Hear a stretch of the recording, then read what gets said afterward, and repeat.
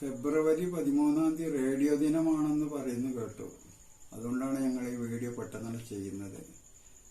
1963 കാലം മുതലാണ് ഞാൻ റേഡിയോ ഉള്ളത്.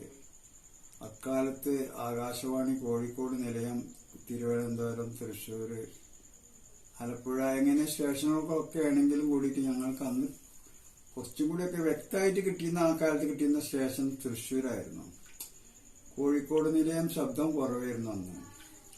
പിന്നെ തിരുവനന്തപുരം കിട്ടുമെങ്കിലും വളരെ ശബ്ദം കുറവായിരുന്നു.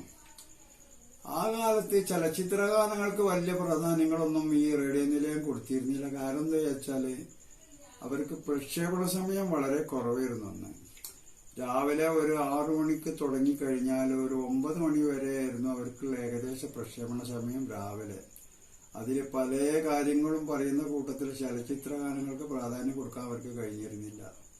പിന്നെ ഉച്ചക്ക് 12 മണി മുതൽ ഒരു 2 മണി വരെയായിരുന്നു പിന്നത്തെ സമയം. അതിലും കുറച്ച് പാട്ടുകളൊക്കെ മലയാള ഗാനങ്ങളൊക്കെ കേൾപ്പിച്ചിരുന്നു. പിന്നെ വൈകുന്നേരം 6 മണി മുതൽ രാത്രി ഒരു 10 മണി വരെയായിരുന്നു അന്നത്തെ റേഡിയോ നിലയങ്ങൾ പ്രക്ഷേപണം ചെയ്തിരുന്നത്. അതിൽ കുറച്ച് മലയാള ഗാനങ്ങളൊക്കെ ഉൾപ്പെടുത്തിയിരുന്നു.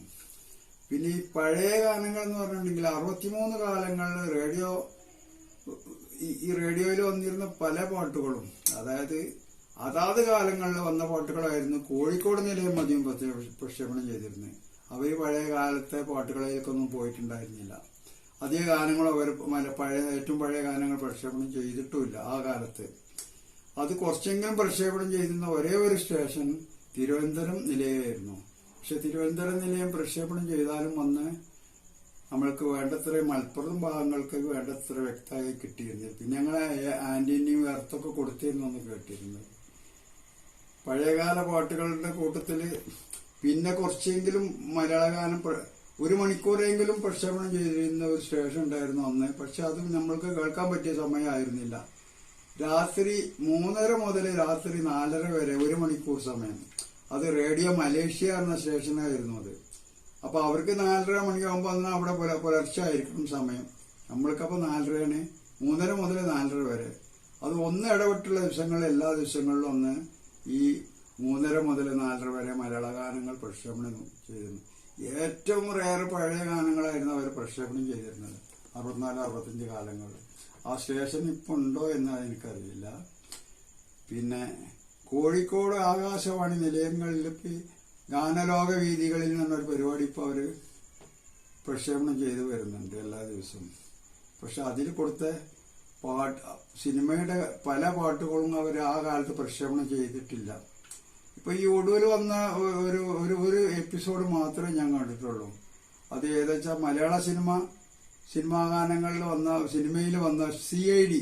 ഈ CID എന്ന് പറഞ്ഞാൽ പടത്തിന്റെ അതിലെ പാട്ടുകളും അതിലെ അഭിനേതാക്കളുടെ പേരൊക്കെ അവര് പറയുന്നത് കേട്ടു. ഈ CID എന്ന സിനിമയിലെ ഒരു പാട്ടെങ്കിലും അവർ ആ കാലം മുതൽ പ്രക്ഷേപണം ചെയ്തതായിട്ട് ഞാൻ കേട്ടിട്ടില്ല. പിന്നെ അവര് പറഞ്ഞെന്താ വിചാരിച്ചാല് അതിലെ ഗാനങ്ങളൊന്നും അത്ര വേണ്ടത്ര വിജയിച്ചില്ല, പ്രധാനലക്ഷ്മണന്റെ രചന ശരിയായില്ല, എന്തൊക്കെ പറഞ്ഞിങ്ങനെ എന്തൊക്കെ അതിൽ പറയുന്നത് ഞാൻ കേട്ടു. പക്ഷെ എന്തിന്റെ അടിസ്ഥാനത്തിലാണെന്ന് എനിക്കും മനസ്സിലായതില്ല. കാരണം ആ സിനിമ ഇറങ്ങിയിരുന്ന ആ കാലം എന്ന് പറഞ്ഞാൽ ഞങ്ങൾ കാണുന്നത് 55-56 ഇറങ്ങിയ സിനിമയാണ്. പക്ഷെ ഞങ്ങൾ കാണുന്നത്, എന്റെ കുട്ടിക്കാലത്തൊക്കെ ഞങ്ങൾ കാണുന്നത് 63-64 ദിവസങ്ങളാണ്. ആ കാലങ്ങളിൽ ഞാൻ കാണുന്നത് കോട്ടക്കൽ ലീന ടാക്സിൽ പോയിട്ടാണ്.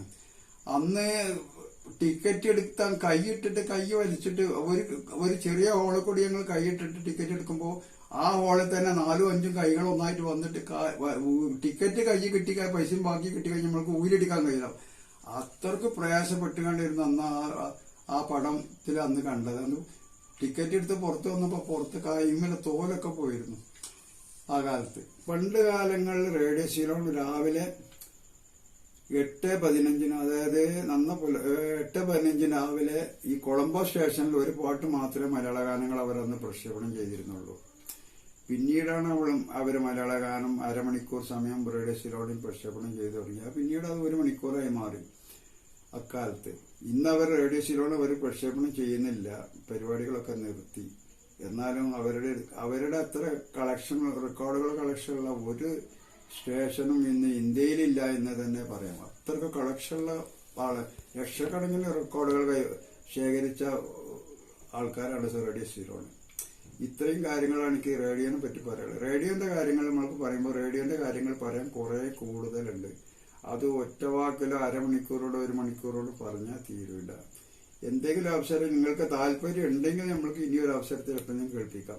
പിന്നെ റേഡിയോന്റെ സർക്യൂട്ടിന്റെ കാര്യം, ട്രാൻസിസ്റ്ററിന്റെ കാര്യങ്ങളൊക്കെ ഞങ്ങളോട് പറഞ്ഞിരുന്നു.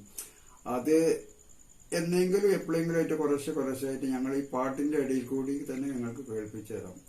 പിന്നെ അതിന് വേണ്ടെന്താ വെച്ചാൽ നിങ്ങൾ ചെയ്യേണ്ടത് എന്താ വെച്ചാൽ സബ്സ്ക്രൈബ് ചെയ്യണം. സബ്സ്ക്രൈബ് ചെയ്താലേ അത് ഇപ്പൊ ഈ പാട്ടുകൾ വരുന്നുണ്ട് എന്നുള്ളതിന്റെ അതിന് ആളുകളും കാണുന്നത് കുറവാണ്. പക്ഷെ ആദ്യത്തെ ഞങ്ങൾ വോയിസ് ഓഫ് കോഡൂർ എന്ന ഇതിൽ വന്നിരുന്ന നല്ല ആളുകൾ, കൂടുതൽ ആൾ കണ്ടിരുന്നു. അന്ന് കുറെ സബ്സ്ക്രൈബ് 1500-600ഓളം സബ്സ്ക്രൈബ് അന്ന് വന്നിരുന്നു. പിന്നെ കുറെ അതുണ്ട്. പക്ഷെ ഇപ്പത്തെ ഈ വീഡിയോയിൽ സബ്സ്ക്രൈബ് വളരെ കുറവാണ്, ആളുമാണ് എന്ന് വിചാരിച്ചാൽ ഞങ്ങൾ പരിപാടികളിൽ ഭംഗം വരുത്തുകയില്ല. എന്തെങ്കിലും കുറേശ്ശെ അതിന് എന്തെങ്കിലും ഇടയിൽ നിങ്ങൾക്ക് ഇഷ്ടപ്പെട്ട പരിപാടികൾ എന്തെങ്കിലും വരും. ഇപ്പൊ തന്നെ ഞാൻ നിങ്ങൾക്ക് ഇഷ്ടപ്പെട്ട പാട്ടുകൾ മാത്രം വിട്ടു കഴിഞ്ഞാല് അവസാനം ഞങ്ങൾക്ക് പിന്നെ വീഡിയോ ചെയ്യാൻ പരിപാടികൾ ഇല്ലാണ്ട് വരും.